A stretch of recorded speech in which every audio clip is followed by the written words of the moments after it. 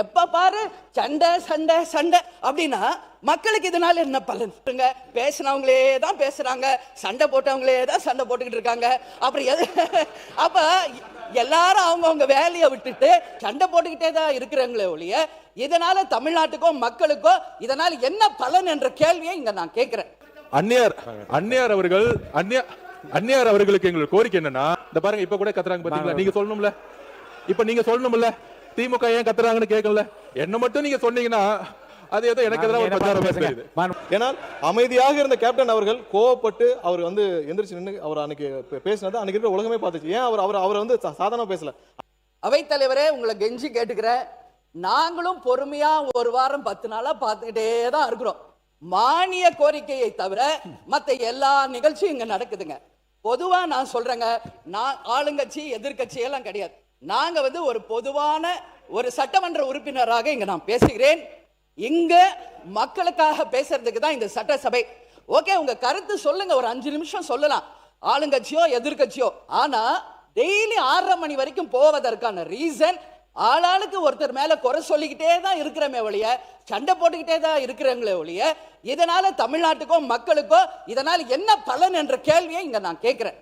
ஆளுங்கட்சியை தேர்ந்தவர்கள், இதுவரைக்கும் ஆட்சி செய்தவர்கள் எல்லாரும் சிறப்பாக தான் ஆட்சி செஞ்சிருக்காங்க.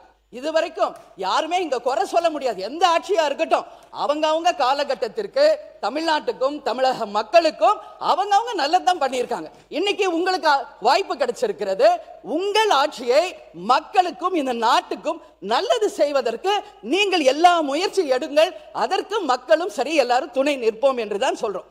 ஆனால் இங்க வந்து பொதுவா நாங்க இங்க பாருங்க, எல்லாருமே அவைத்தலைவர் அவர்களே, நைட் அண்ட் டே எக்ஸாமுக்கு கூட இப்படி யாரும் ப்ரிப்பேர் பண்ணியிருக்க மாட்டாங்க. எல்லா சட்டமன்ற உறுப்பினர்களையும் நான் சொல்றேன், நைட் அண்ட் டே உட்காந்து ப்ரிப்பேர் பண்ணி வர்றாங்க. ஆனா இங்க வாய்ப்பே கிடைக்க மாட்டேங்கிறது. எப்ப பாரு சண்டை சண்டை சண்டை அப்படின்னா மக்களுக்கு இதனால என்ன பலன்? நானு இப்ப நீங்க சொன்னீங்க, ஒரு நிமிஷம், வாக்குவாதம் என்பது ஒரு அளவுக்கு இருந்தால் ரசிக்கலாம். கடந்த 2 நாட்களா இங்க நான் வரல, மக்களோட சந்திக்கிறேன். மக்கள் என்ன சொல்றாங்களோ அதை இங்க நான் குறிப்பிடணும். இதுவரைக்கும் சட்டமன்றம் நல்லா போயிட்டு இருந்துச்சு, நாங்களும் இன்ட்ரெஸ்டிங்கா டெய்லி பார்த்துக்கிட்டு இருந்தோம். ஆனா ஒரு 3-4 நாளா வெறும் சண்டை தான் போகுதே ஒழிய இதனால யாருக்கு எந்த பலனும் இல்லை. இப்பெல்லாம் நாங்க வந்து டிவி ஆஃப் பண்ணிடுறோங்கிறாங்க. ஏன் இதுன்னு சொல்றேன்னா, இங்க மக்களுக்காக பேசணும், மக்களுக்கு நல்லது நடக்கிறதுக்கு தான் இந்த சட்டசபை என்பதை தயவு செஞ்சு எல்லாரும் புரிஞ்சுக்கணும். வாக்குவாதம் பண்ணுங்க, ஆனா 24 மணி நேரம் இருக்கிற 6:30 மணி வரைக்கும் வெறும் சண்டை போனா எப்படி? நானும் பார்க்கிறேன். முந்தானத்து 6 மணி கோரிக்கை, கடைசி வரைக்கும் 4 மணி வரைக்கும் 2 மானிய கோரிக்கை கூட நம்மளால பேச முடியல. அவை தலைவரே, இது ரொம்ப ரொம்ப மனசு கஷ்டமா இருக்கு. எல்லாருக்கும் நீங்க வாய்ப்பு கொடுங்க. பேசினவங்களே தான் பேசுறாங்க, சண்டை போட்டவங்களே தான் சண்டை போட்டுக்கிட்டு இருக்காங்க. அப்புறம் அப்ப எல்லாரும் அவங்கவுங்க வேலையை விட்டுட்டு எக்ஸாமுக்கு ப்ரிப்பேர் பண்ற மாதிரி 3 மணி 4 மணி வரைக்கும் ப்ரிப்பேர் பண்ணிட்டீங்க. வந்து உட்கார்ந்து கடைசி வரைக்கும் மக்களை பத்தி பேசவே முடியல. வேடிக்கை பார்த்துட்டு சண்டையை பார்த்துட்டு போறதுக்கு அதனாலதான் உங்களுக்கு அனுமதி அளித்தேன். உறுப்பினர் முருகன், நீங்க தொடர்ந்து பேசுங்க. ராஜா நீங்க பேச முடியும் இல்ல? அவை தலைவரே, இங்க பாருங்க, நான் வந்து கடந்த ஒரு வாரமா எதுவுமே பேசல. நானும் ரொம்ப பொறுமையா நல்ல கருத்து நயமா சொல்லிட்டீங்க, போதுமானது. அவர் முறுப்பேர் பேசினா 12 பேர் பேசணும், போதும். இப்போதைக்கு இது போதும். அப்புறம் அடுத்த மானிய கோரிக்கை வரும்போது நீங்க பேசலாம். இன்னைக்கு மானிய கோரிக்கை நீங்க இருக்கீங்க இல்ல 10வது இடத்துல நீங்க இருக்கீங்க. கண்டிப்பா பேசும்போது நீங்க நீங்க வரும்போது நீங்க பேசலாம், இப்ப வேண்டாம். இல்ல நல்ல கருத்துக்கள் நீங்க சொல்லிட்டீங்க, போதுமானது. இப்போதைக்கு அது போதுமானது. கண்டிப்பா தரேன். இல்ல இது வரைக்கும் இல்ல சொல்லிட்டீங்க, அது எனக்கு அந்த கருத்து இல்ல. அந்த இல்ல உறுப்பினர் போதும். மைக் இல்ல, நான் பொறுமை காக்கணும், மக்களுக்காக இங்க எல்லாரையும் பேச வைக்கணும். இங்க வெறும் இது சட்டமன்றம், சண்டை மன்றம் கிடையாது. அதனால அவர் பேசாத வரைக்கும் அமைதியா போகுதுங்க. ஒன்ஸ் அவர்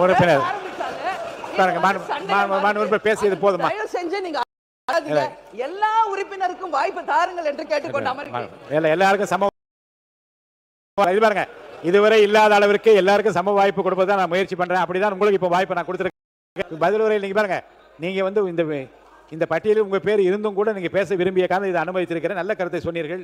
மான் உறுப்பினர் ராஜா அவர்கள். அந்நியாருக்கும் எங்களுக்கும் பிரச்சனை கிடையாது. அந்நியார் மான் உறுப்பினர் பிரேமலதா விஜயகாந்த் மேடம், நாங்களும் எங்களுக்கும் விஜயகாந்த் சார் ரொம்ப பிடிக்கும். இதே சட்டசபையில எந்த மாதிரி குரல் கொடுத்தாரு எங்களுக்கும் தெரியும். ரவுத்திரம் பழகுன்னு பாரதி சொல்லியிருக்காரு. ஒரு தவறோ ஒரு உண்மை இல்லைன்னா மட்டும்தான் நாங்க எந்திரிக்கிறோம். இதே பரமக்குடி எம்எல்ஏ அவர்கள் தொகுதி சார்ந்து பேசினாரு. நாங்க இதே இடத்துல அறிவிச்சோம். ஒலிம்பிக்கோடைய அகாடமி இன்டர்நேஷனல் ஸ்டாண்டர்ட் லெவல்ல திமுகவுடைய எம்எல்ஏ இருக்கக்கூடிய பரமக்குடியில் வருதுன்னு சொன்னோம். அப்ப ஒரு உண்மைக்கு மாறான தகவல் சொல்லும் பொழுது நாங்க எந்திரிக்கிறோம். மாண்புமிகு பேரவைத் தலைவர்கள் சொன்னார், ஒரு உதாரணம் சொன்னார், நாங்க ஒரு உதாரணம் சொல்றோம். எதிர்க்கட்சி என்பது தீக்குச்சி மாதிரி. அத அழகா கேஸை பத்த வச்சு பால் வச்சா நாங்க அமைதியா இருப்போம். நீங்க கேஸை புடுங்கி விட்டு பத்த வச்சுனா வெடிக்கும். நாங்க வெடிக்கக்கூடிய இடத்துல அப்படி இருக்கிறோம்.